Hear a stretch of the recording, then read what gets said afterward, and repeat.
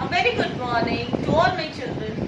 In today's class, we shall discuss about Class 9 History Chapter 1, the French Revolution, and in that we will discuss about the topic, the outbreak of the revolution. Student, अभी तक हमने जो दो videos देखा है French revolution के ऊपर, उसमें हमने डिस्कस किया था कि फ्रेंच सोसाइटी किस तरीके से अलग अलग स्टेट्स में बटी हुई थी। सबसे ज्यादा कंडीशन खराब था थर्ड स्टेट्स का, ये हमने देखा है। थर्ड स्टेट्स जो थे टैक्स पेयर थे, टैक्स देने की सारी रिस्पॉन्सिबिलिटी थर्ड स्टेट के शोल्डर पे थी। ये हमने सारा चीज देखा। उसके बाद नेक्स्ट वीडियोस में हमने डिस्कस किया कि कैसे मिडिल क्लास का जन्म हुआ, कैसे मिडिल क्लास ने अवेयरनेस क्रिएट किया, रोल ऑफ फिलोसफर्स क्या था, रूसो ने क्या रोल प्ले किया, जॉन लॉक ने क्या रोल प्ले किया। ये सब हमने देखा है कि कैसे फिलोसफर्स ने अवेयरनेस क्रिएट किया फ्रांस की सोसाइटी में। आज का जो टॉपिक है वो है कि आखिर ऐसा क्या कंडीशन हुआ 1789 तक कि लास्ट तक लोग कहीं ना कहीं इरिटेट हो गए थे, लोग कहीं ना कहीं ओवरबर्डन हो गए थे थर्ड स्टेट के लोग, और उन्होंने 1789 में जाकर के रेवोल्यूशन किया।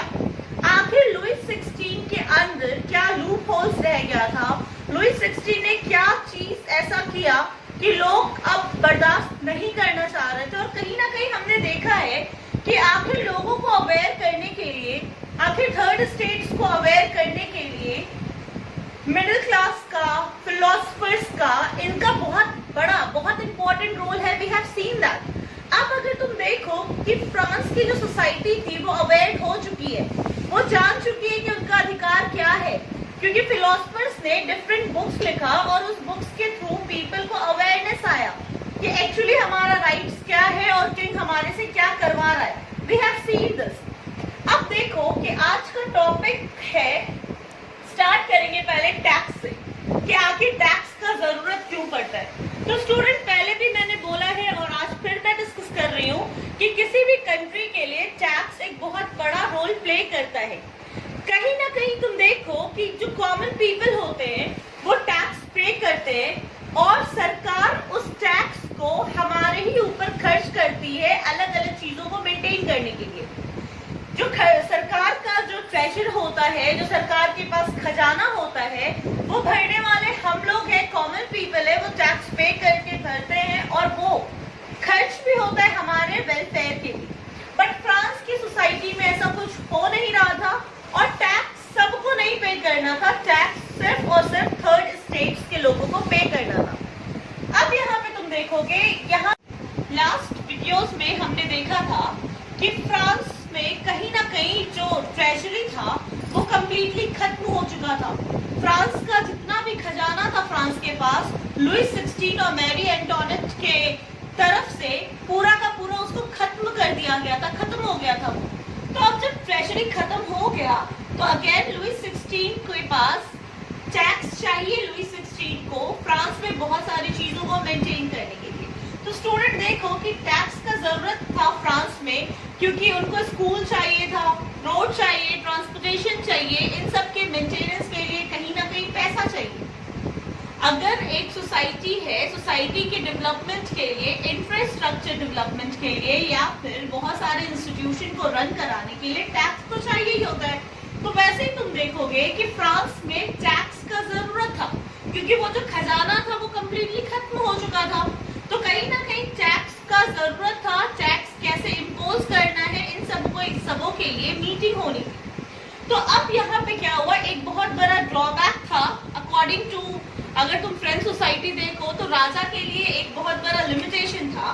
ये लिमिटेशन ये था कि फ्रांस का एक सिस्टम था जो बहुत लंबे समय से चला आ रहा था। बर्बन डायनेस्टी के हर एक किंग ने इसको फॉलो किया था कि जो भी किंग होंगे उस किंग को अकेले टैक्स इम्पोज करने का अधिकार नहीं था।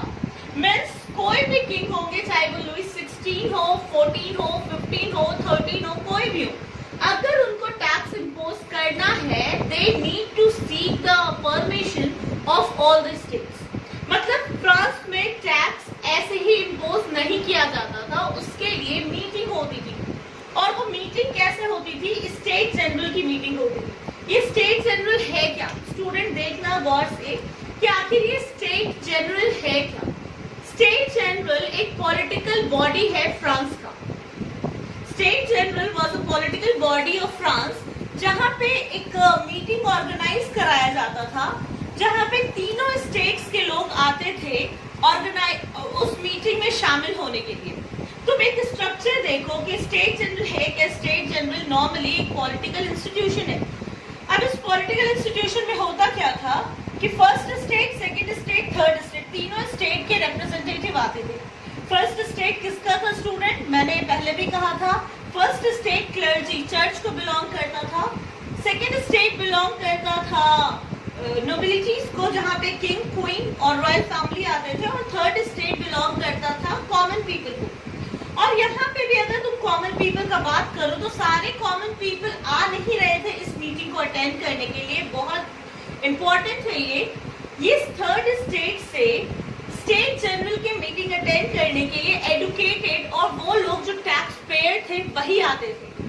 जो नॉन टैक्स पेयर थे, जिनको हमने पैसिव सिटीजन बोला है फ्रांस में, वो नहीं आते थे। मीन्स थर्ड स्टेट में जो रिप्रेजेंटेटिव जाते थे मीटिंग अटेंड करने के लिए, वो कौन थे?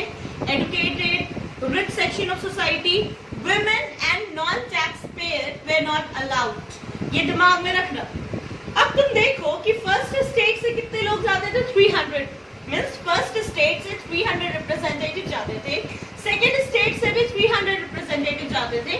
और थर्ड स्टेट, क्योंकि हमने पहले भी देखा है, जब हम फ्रांस का सोसाइटी का बैकग्राउंड देख रहे थे तो उसमें भी हमने देखा है कि फ्रांस की जो सोसाइटी थी उसमें सबसे बड़ा पॉपुलेशन, सबसे ज्यादा पॉपुलेशन किसका था?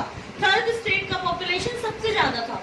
तो अकॉर्डिंगली थर्ड स्टेट का जहाँ पे पॉपुलेशन बहुत ज्यादा है तो वहां से बहुत ज्यादा रिप्रेजेंटेटिव भी जा रहे हैं। फर्स्ट और सेकेंड स्टेट्स 300 प्लस 300 600 रिप्रेजेंटेटिव जाते थे दो स्टेट से, और थर्ड स्टेट्स के अकेले 600 रिप्रेजेंटेटिव जाते थे। स्टूडेंट, अब तुम यहाँ पे देखो कि अगर हम स्टेट जनरल का मीटिंग के बारे में सोचे तो कहीं ना कहीं ये लग रहा है कि फ्रांस का किंग बहुत डेमोक्रेट था, कि वो टैक्स इम्पोज करना था, वो एज अ डिक्टेटर टैक्स को थोप नहीं रहा था, वो मीटिंग ऑर्गेनाइज करा रहा था। और उस मीटिंग के बाद सारे लोगों से डिस्कशन करके, सारे स्टेट्स के लोगों से डिस्कशन करके वो टैक्स के बारे में फाइनली डिसाइड करता। लेकिन जैसा दिखने में लग रहा था, जितना अच्छा ये दिखने और सोचने में लग रहा है, उससे ज्यादा खराब था। क्योंकि कहीं ना कहीं जो थर्ड स्टेट का कंडीशन था वो बहुत डेटोरिएट था। डेटोरिएट क्यों था? क्योंकि वो एक जो मीटिंग के लिए जाते थे स्टेट जनरल में, वो सिर्फ एक फॉर्मेलिटी की तरह जाते थे। और ये लास्ट स्टेट जनरल का मीटिंग स्टूडेंट याद रखना 1614 में हुआ था। मीन्स ये जो स्टेट जनरल का मीटिंग का कॉन्सेप्ट था, ये बर्बन डायनेस्टी में हर किंग के द्वारा लाया गया था। Means almost all of the king has brought this, Louis 15, 14, 13 and so on. वैसे ही लास्ट जो स्टेट जनरल का मीटिंग हुआ था आज के पहले, वो 1614 में हुआ था। और उस स्टेट जनरल की मीटिंग में होता क्या था कि एक मीटिंग ऑर्गेनाइज कराया जाता था, सबसे डिसीजन लिया जाता था। सिमिलर चीजों को लुई 16 ने भी बढ़ावा दिया कि हमको टैक्स इंपोज करना है, हम टैक्स ऐसे ही इंपोज नहीं करेंगे, उसके लिए हमको चाहिए पीपल का डिसीजन। तो अब उसके लिए स्टेट जनरल का मीटिंग ऑर्गेनाइज कराया गया, जहाँ पे थर्ड स्टेट का प्रेजेंस कोई मायने नहीं रखता था। मीन्स देखने में लग रहा था कि थर्ड स्टेट के लोग जा रहे हैं, मीटिंग अटेंड हो रहा है, उनका डिसीजन मैटर कर रहा है, लेकिन वो बस एक फॉर्मेलिटी था। क्योंकि बार बार होता क्या था, 2:1 का, क्योंकि 1 स्टेट 1 वोट था, 1 पर्सन 1 वोट होता तो थर्ड स्टेट को और ज्यादा वैल्यू मिलता। लेकिन यहाँ पे क्या था, 1 स्टेट 1 वोट। तो बार बार 2 जो रेशियो था वो हमेशा किसका पड़ना भारी हो रहा था, फर्स्ट और सेकेंड स्टेट का, और हमेशा थर्ड स्टेट के खिलाफ ही डिसीजन लिया जा रहा था। और क्योंकि इसके पहले वाले वीडियोस में हमने देखा है कि फिलोसफर्स आ चुके हैं, फिलोसफर्स ने अवेयरनेस क्रिएट करना स्टार्ट किया है अपने राइटिंग्स के थ्रू। वैसे ही तुम देखोगे कि यहाँ पे भी क्योंकि लोग अवेयर हो चुके थे फिलोसफर से, तो इस मीटिंग, इस स्टेट जनरल की मीटिंग में थर्ड स्टेट के लोगों ने बॉयकॉट किया। और बॉयकॉट करके ये लोग क्या किए, रिजाइन, somehow उस सिचुएशन से बाहर निकल के, उस मीटिंग से बाहर निकल के लोग एक टेनिस कोर्ट वहां जाते हैं, उस टेनिस कोर्ट में जा करके अपनी बातों को रखते हैं कि जब तक हमारी इस बातों को नहीं सुनी जाएगी, जब तक हमारे इस डिमांड को नहीं सुना जाएगा, हम आगे कोई भी काम नहीं करेंगे। तो ये एक बहुत इंपॉर्टेंट चीज हुआ कि कैसे अवेयरनेस क्रिएट कराया गया, और उस अवेयरनेस के द्वारा लोग इस स्टेट जनरल की मीटिंग को रिजेक्ट करके टेनिस कोर्ट जाते हैं और वहां पे अपना जो भी डिसीजन है वो देते हैं। स्टूडेंट, यू सी कि फिलोसफर्स ने बहुत बड़ा कंट्रीब्यूशन दिया है फ्रांस के हिस्ट्री में, क्योंकि अगर फिलोसफर्स नहीं होते तो शायद अवेयरनेस आता ही नहीं, अवेयरनेस क्रिएट नहीं किया जाता। तो role of philosophers were very important in the way of French revolution.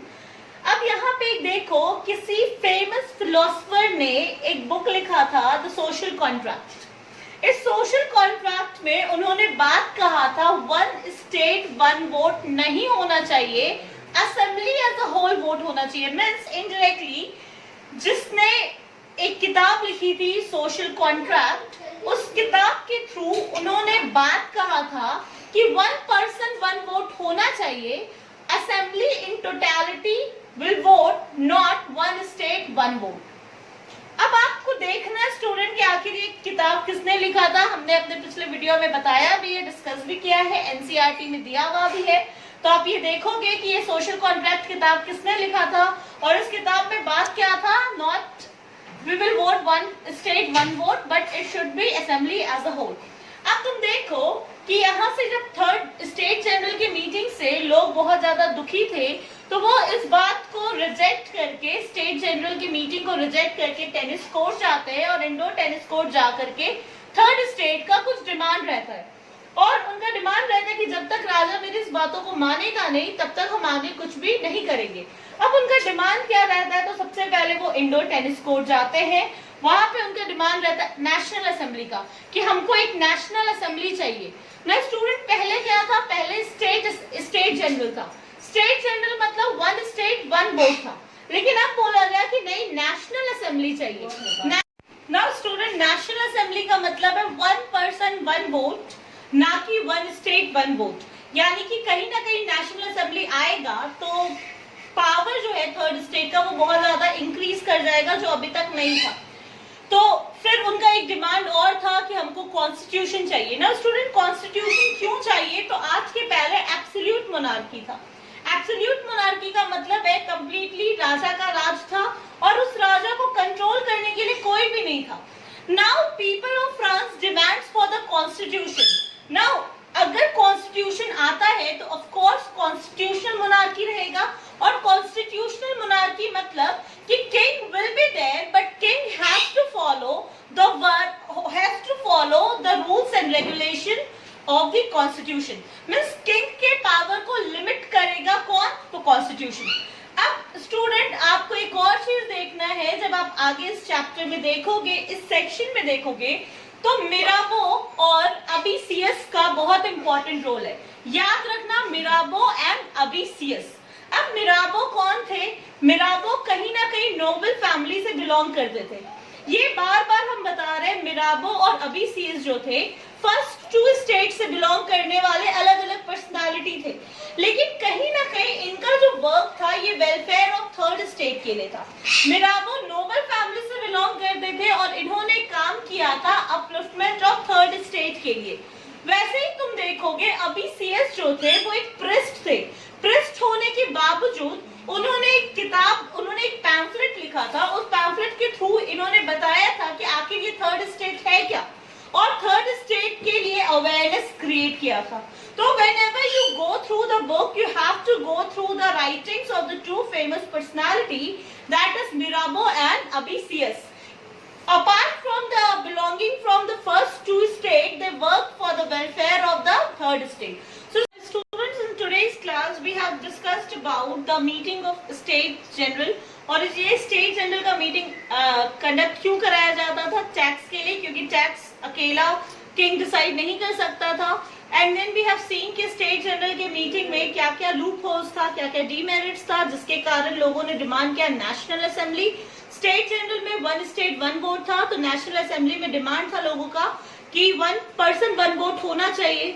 उसके बाद हमने सोशल कॉन्ट्रैक्ट जो किताब है लिखी गई है एक फिलोसफर के द्वारा, उसमें क्या बातें कही गई है इसके बारे में हमने देखा।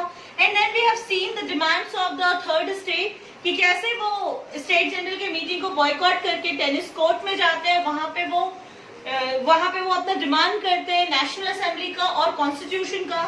और throughout we have seen the role of Mirabeau and the role of Abbe Sieyes कि ये कैसे फर्स्ट 2 स्टेट से बिलोंग करते थे, लेकिन इसके बाद भी इन्होंने काम किया welfare of the third state, जहां पे अबीसियस ने एक पैम्फलेट भी लिखा था what is third state. Now that's all for today's class. In our next class we shall discuss about कि आखिर ये जो डिमांड था थर्ड स्टेट का ये पूरा हुआ कि नहीं हुआ और लुईस 16 ने क्या स्टेप उठाया further. That's all. Thank you very much.